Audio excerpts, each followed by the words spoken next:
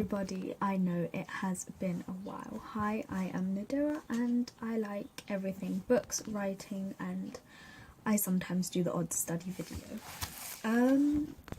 So a lot has happened since I last made a video, and yeah, just life has been crazy. But I'm here to fill you in, do a little life update, and then do a small write with me kind of vlog sort of thing.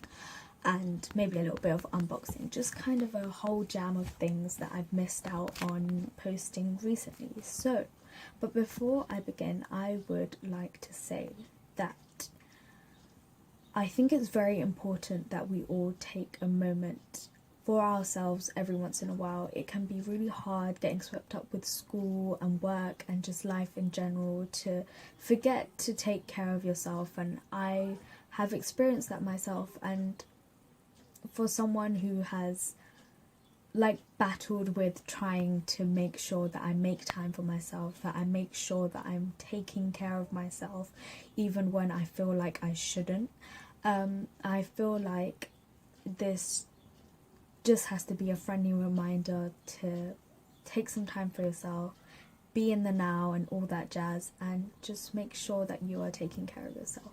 And if you ever need any help, just reach out to me whichever way you can and I'll make sure to get back to you.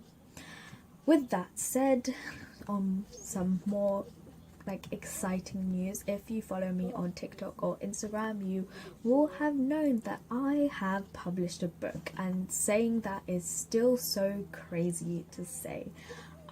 It has always been my dream since I could write a sentence to be able to have something published that was mine, that had my name on it, that I had written and I had put my heart and soul into, and that day has finally come. At 17, I have been able to publish a book, and even though I'm turning 18 next week, I've really wanted to publish before my 18th birthday so I could say that I published before I was officially an adult.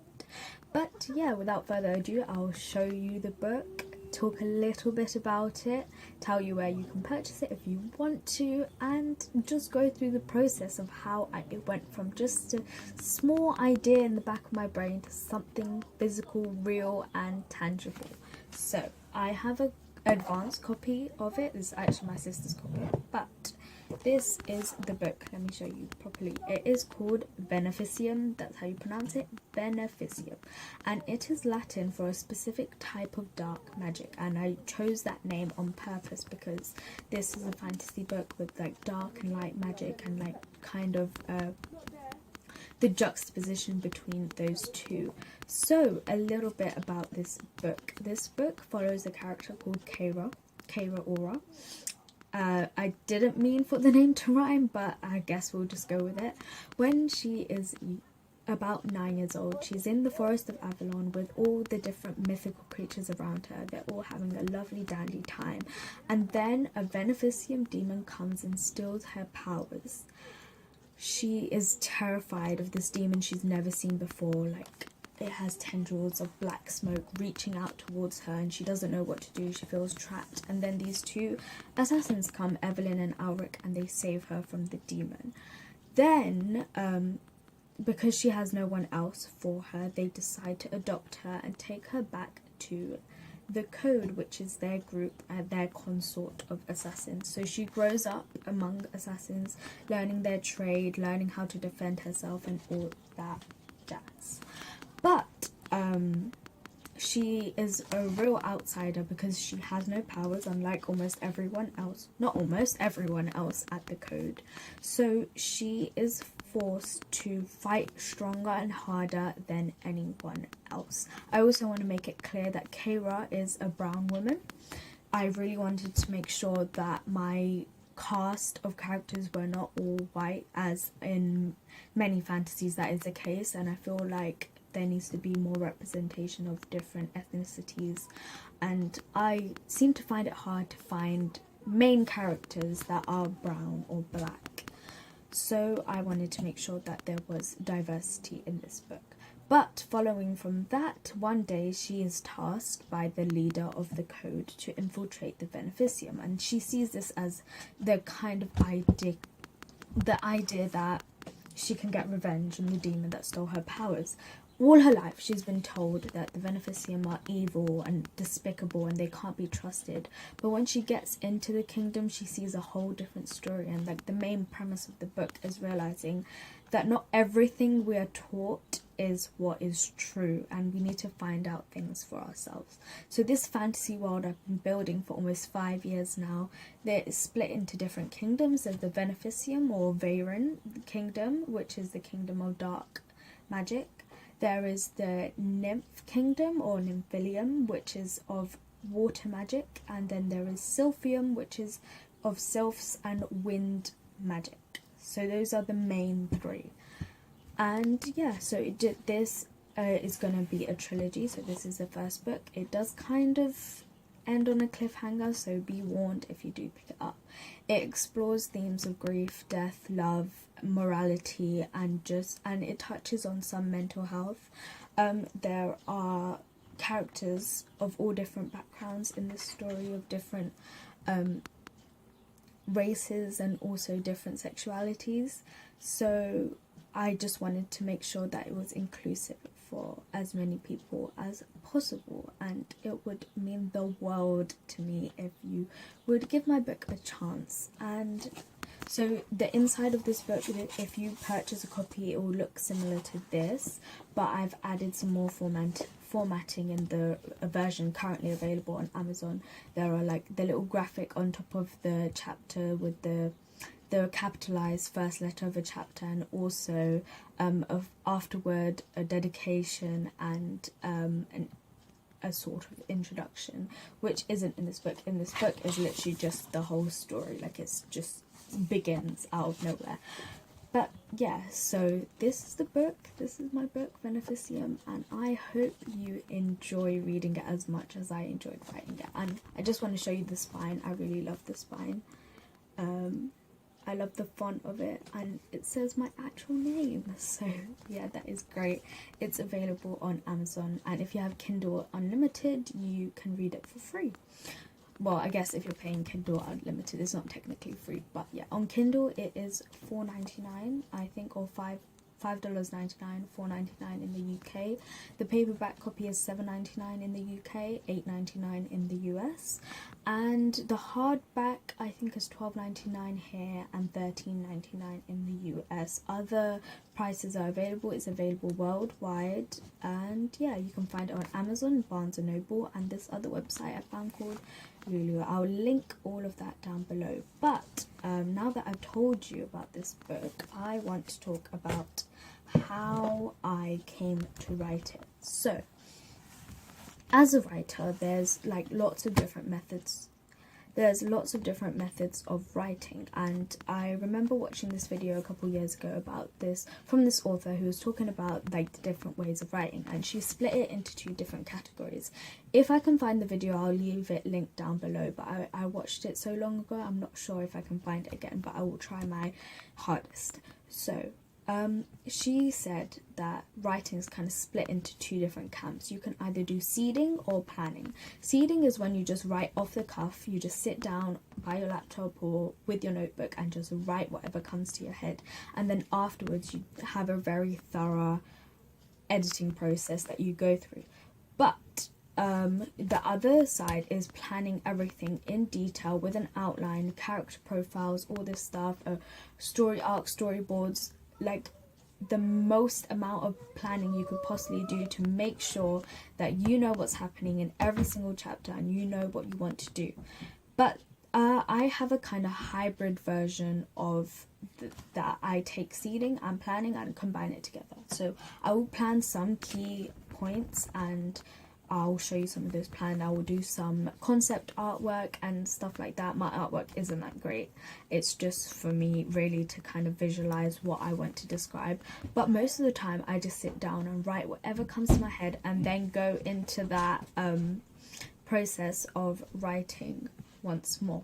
So I'll show you a few of my plans, some concept artwork, and how I went through that process. So I have a very thick, very tattered notebook because it has been through a lot of planning stages.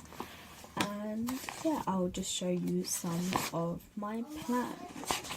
So I'll start off with the concept art because I think I put that in here first.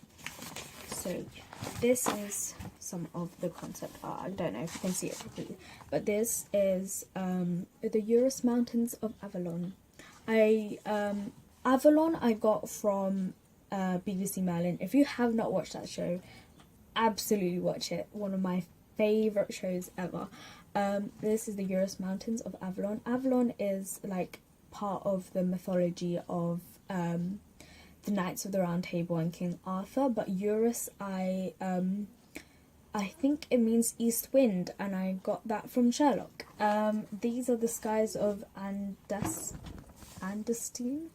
I still haven't figured out what I want to pronounce it as. Oh my god, everything is falling.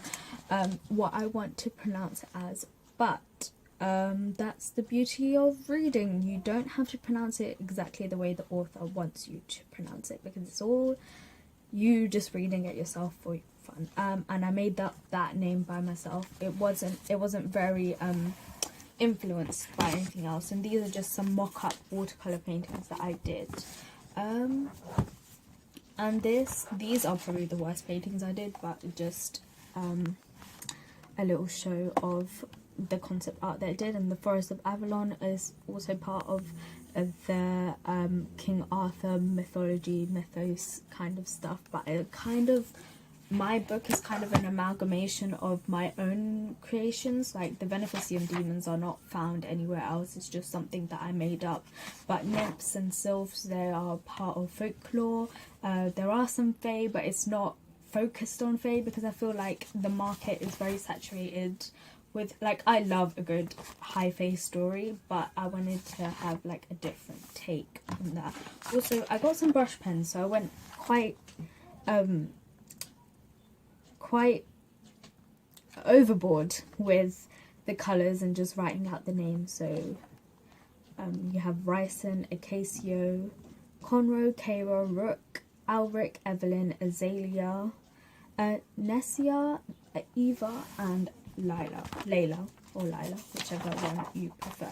And this is like the more traditional planning that I did. There's a little few doodles, like arrows everywhere, but like this is just done in a pen, in a simple black pen, and it's just like writing out the main characters, writing out main plot points. This is actually the ideas for the next book, which in the spoiler alert is called Nymphilium and focuses more on the nymph side of the kingdoms that I have created.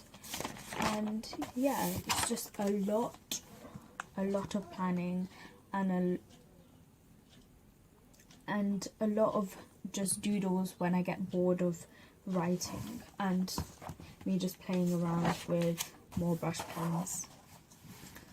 As you can see, I really went for it with the calligraphy, and this page is just my publishing journey, about what I talked about with editors, what I did myself, how it's going, when my first sale was, everything like that. So that is my writing process, well, my planning process mostly.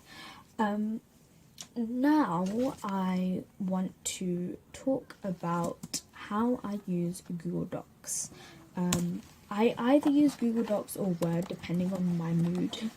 Like literally just depending on my mood. There is nothing else that differentiates the two, but mostly I do it on Google Docs because I feel like it's a much simpler interface, and I'll probably include some clips of me scrolling through the first draft and stuff like that, so you won't get spoilers. But I'm in the process of writing book 2, Nymphilium, and I just want to show you how that goes.